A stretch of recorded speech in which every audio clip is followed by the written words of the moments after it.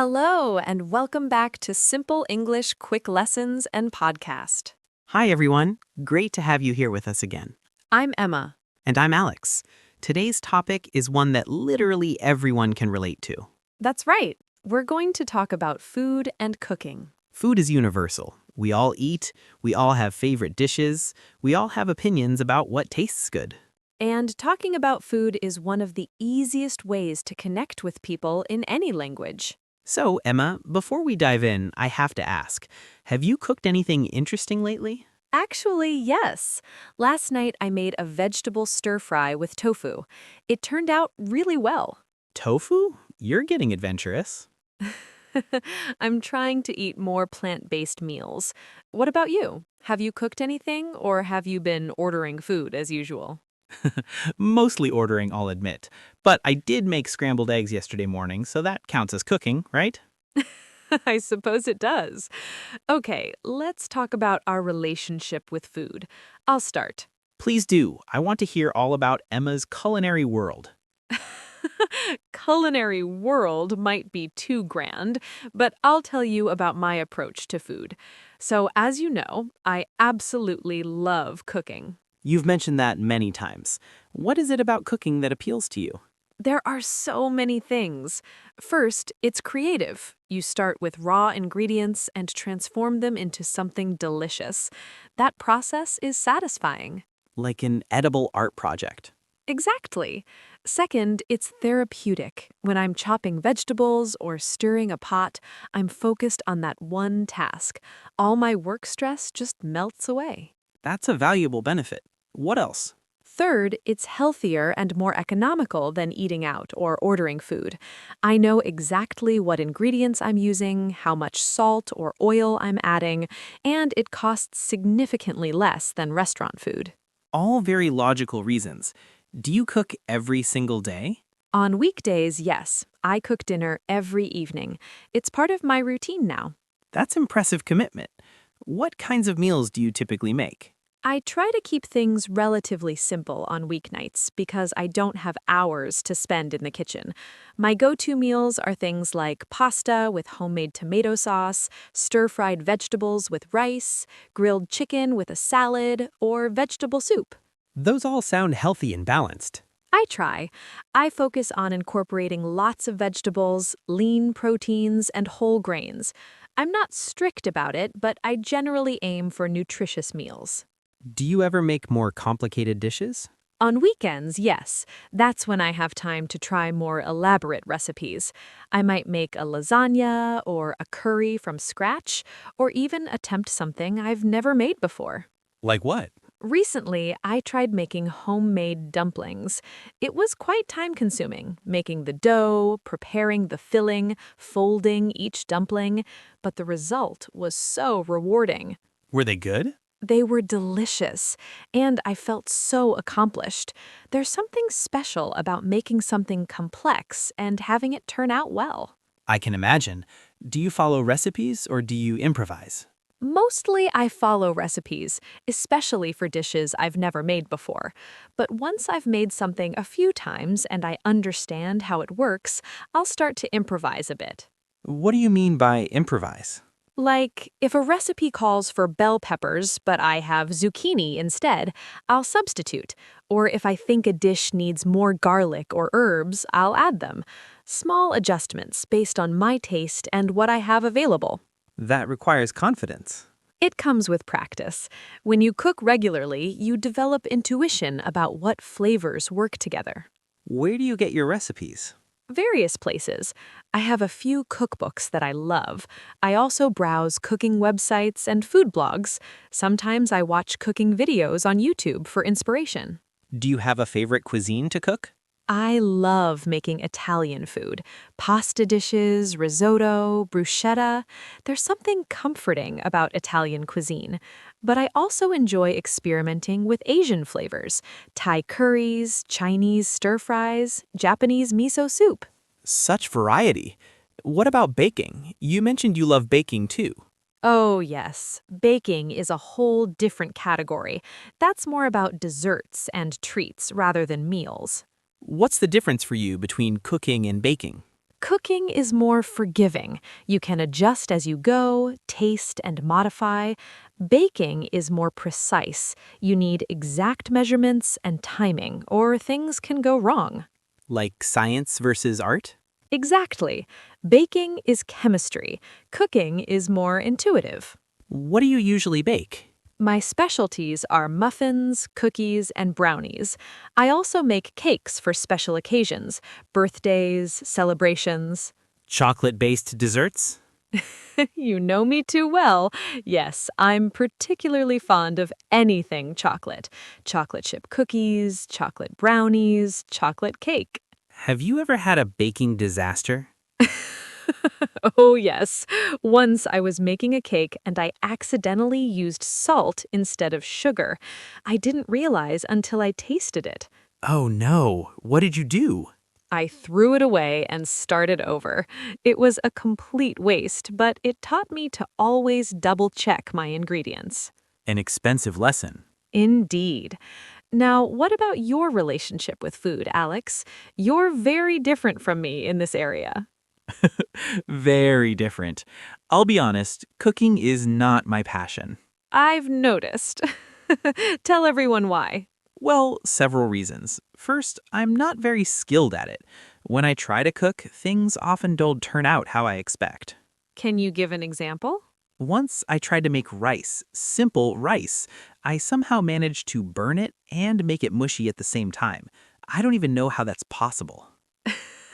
That's actually impressive in a bad way. Right? So after experiences like that, I lost confidence. Second reason, I find cooking tedious. Tedious how?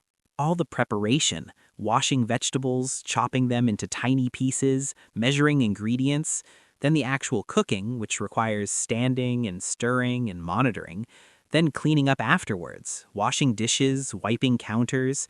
It feels like so much work. I understand. For some people, it's relaxing. For others, it's a chore. Exactly. For me, it's definitely a chore. The third reason is simply time. You don't have time to cook? It's not that I don't have time technically, but after working all day at the computer, I'm mentally tired. The last thing I want to do is stand in the kitchen for an hour preparing food. So what do you do instead? I order food. It's convenient, it's fast, and there's so much variety available. What do you typically order? It varies depending on what I'm craving. Some of my regular choices are pizza, Thai food, Indian curry, Chinese fried rice, burgers, sandwiches. That's quite a list. Do you have favorite restaurants? Yes, there's a pizza place near my apartment that makes incredible pizza. The crust is thin and crispy, the toppings are generous, and they deliver quickly. How often do you order from there? Probably once a week, usually on Friday nights. It's become my little tradition. End of the work week, relaxing with pizza and a movie. That does sound nice. What about the Thai restaurant? Oh, that one is fantastic. They make this green curry that's absolutely delicious. Creamy, spicy, full of vegetables and chicken. I order from them at least twice a month. Do you ever feel guilty about ordering so much? Sometimes, yes. I know it's more expensive than cooking at home, and I know the food is probably less healthy. More oil, more salt. But you do it anyway? I do. For me, the convenience outweighs the downsides. Plus, I genuinely enjoy trying food from different restaurants and cuisines. That's fair. What about breakfast? You can't order breakfast every day. No, breakfast I do make myself. But as you know, my breakfasts are very simple. Toast and coffee? Exactly. Sometimes scrambled eggs if I'm feeling ambitious. Occasionally cereal with milk if I'm really rushed. What about lunch during the work week? I usually eat near the office. There's a food court with various options. Sandwiches, salads, noodles. I buy something there. So essentially, you never cook except for breakfast. Pretty much. I know you probably think that's terrible. Not terrible, just different from my approach. But here's my question. Do you think you could learn to cook if you really wanted to? Honestly, probably yes. It's not that I'm incapable. It's more that I lack motivation and interest. That's fair. Not everyone needs to love cooking. Exactly. I admire people like you who enjoy it and are good at it. But for me, food is more about the eating than the preparing. Which brings us to an important question. What kinds of food do you actually like to eat? Great question. I'm not particularly picky, but I definitely have preferences. Tell me. I love pizza, as I mentioned. I also really enjoy spicy food, Thai curries, Indian dishes with heat, even just putting hot sauce on things. You like spice more than I do. I do. I find bland food boring. I want flavor. I want intensity. I also love comfort food, burgers, fries, pasta with lots of cheese. Not the healthiest choices. I know, but they taste good. I also like Asian food in general. Chinese, Japanese, Korean, Thai, so much variety and flavor. Do you like vegetables? In moderation. If they're prepared well, like in a stir fry with sauce or roasted with spices, then yes. But plain steamed vegetables, not so much. What about fruits? Fruits I like. Apples, bananas, oranges, grapes. They're easy to eat, no preparation required. Of course that matters to you. What foods do you dislike? I'm not fond of seafood, honestly. Fish, shrimp, shellfish. I can eat them if I have to, but they're not my preference. Interesting. Why not? The texture mainly, and sometimes the smell. I just never developed a taste for it. Fair enough. Everyone has their preferences. What about desserts? Oh, I have a serious sweet tooth. I love desserts. Cakes, cookies, ice cream, chocolate. If you bake something, I will eat it. I've noticed. Remember those chocolate chip cookies I gave you? How could I forget? They were incredible. I ate half of them in one sitting. I'm glad you enjoyed them. So even though you don't cook, you definitely appreciate good food. Absolutely. Just because I don't make it doesn't mean I don't enjoy it. That's true. Now, let me ask you this. If you had to cook one meal for someone, what would you make? Probably pasta. It's hard to completely mess up pasta. What kind of pasta? Simple spaghetti with store-bought sauce and maybe some garlic bread on the side. Nothing fancy, but edible. That's very honest. And what's your dream meal if someone else was cooking for you? Ooh, good question.